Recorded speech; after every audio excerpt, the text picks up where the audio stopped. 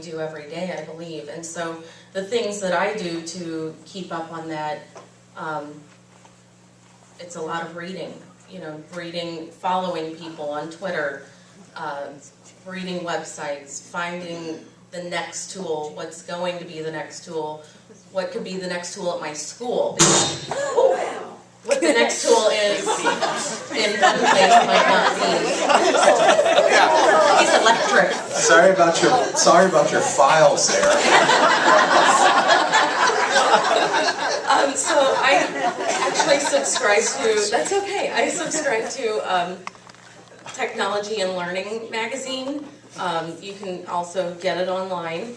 I still enjoy paper copies of things from time to time, and that's one of my shiny magazines that shows up and gives me 10 minutes away from the world while I peruse it and then go back and read it later at home. But I also, a lot of websites. Twitter for Teachers is a great one because it gives you other kind of cutting edge educators that you can be following that are incorporating things. Also, I'm into free, so anything that is free, I will try it and try to find a way to make it fit because the dollar is often stretched beyond its means in public education.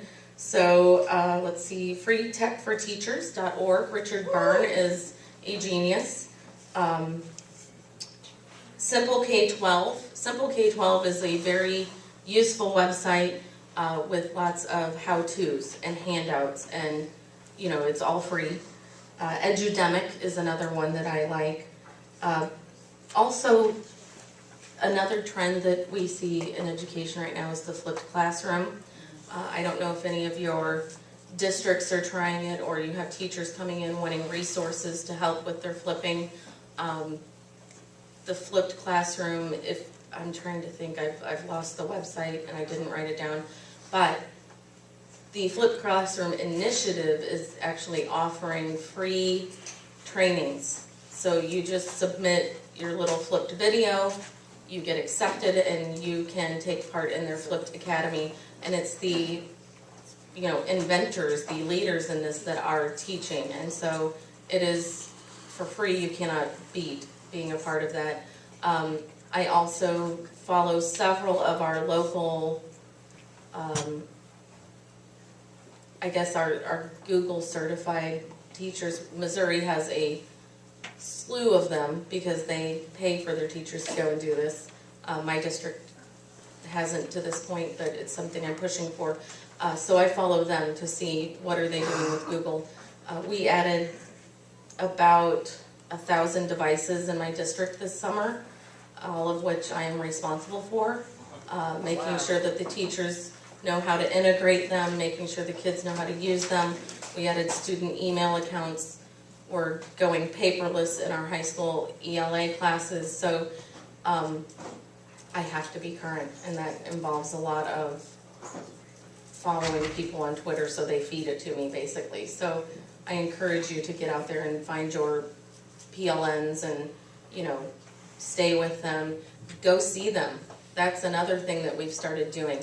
If somebody's doing something that I think that we need to bring to our school, I ask, can we come and see you? And then I say, I'm going to go to their school for a day and see them and talk to them and look at what they're doing firsthand instead of reading about it. So, there's a lot of people out there trying new things and they're proud to show it off. And so, go see them. I saw Lindsay next, I thought. Did you have your, I'm sorry, did you? Okay. Do you want to go next, or? I'd be happy to contribute to our list of websites to consider. I get a daily email digest from netted.net, N-E-T-T-E-D.net. It's netted by the Webbies. You might have heard about the Webbies. And it's just free to sign up. It just comes to your email, and it gives you just an overview of the latest tech that's coming out. You can sign up for beta testing and all sorts of things, so that's been fun. As just a 5-minute look at your email, see what's coming out, see if you want to sign up for anything. And I'm also a big fan of Reddit. Are there any Reddit people? Yep. So I encourage everyone to check out reddit.com. Oh, you got it. Sometimes. Reddit is a vast website. It's constantly updated. Users submit links. It can be pictures of cats, which I like. It's also a place to find the latest news, the latest technology, and with millions of users submitting content constantly, it's a little too much to take in all at once, but thankfully they organize it by subject, so you can find subreddits based on technology. So I encourage you to check it out, get a feel for it. It's totally free to sign up. You never have to actually join the conversations that happen there, but you can see all the articles that are shared and kind of keep track of them. So I encourage that. But I think I'll pass the mic along to... And I like Reddit because it gives you an idea of what's out there as a gestalt, as a meme. Yeah. So, anyway. So a couple of things. Let me turn this on. How the hell did we There's a switch. Sorry. It's the on button. Oh, shut up. So I'd like to riff off of some of that. If we're just going to do websites for a second, Reddit is really good. As far as technology goes, if you want to know the latest and greatest in tech, between Ars Technica and Slashdot, you're pretty much fully covered. Sita, can you spell those, please? Ars Technica is ARSTECHNICA, I believe. Slower. Oh, sorry. ARSTECHNICA. We got it. Okay. Sorry. And Slashdot is SLASHDOT. Slash and a dot. That would work because anyway. All right. So those two are pretty good for tech. Of course, Reddit as well. I mean, between those, I like that. You know, the word gestalt. That really gives you anything that's emerging, anything that people are in the tech sphere that are really, they're very passionate about, but they're pretty well curated. Slashdot is a vote-up system. Ars Technica is more your traditional tech blog kind of setup. Other web resources, I want to talk about Twitter a little bit. You did a really good job talking about just pushing Twitter, and I think it's a really big deal. Who here is not familiar with how Twitter works? And it's totally cool if you're not. I just want to, we might want to explain that if there are people who here. And for anybody, We had a social media session at Okay. our last things. yes, okay, so all right. So the thing with Twitter though is you don't have to be active on it. I encourage all of you to be active on it, but you don't have to be. The other thing that is pretty helpful for even Twitter pros that sometimes don't do this is you don't have to follow all the people that you want to know about. There are usually lists, and so for example, I've got an accessibility list that I try to manage. You can just look at that list, and then you'll get all the tweets from all the people in that list. And so Twitter has very powerful searching like that. Learn the hashtags that you're interested in. So for accessibility, for example, one thing I'll share with you is it's A11Y. It's a numeronym, A11Y. So hash A11Y and hash accessibility. Between those two things, you're getting all the accessibility things. And you know, the STEM folks have some, library folks I'm sure have some. You know, tons.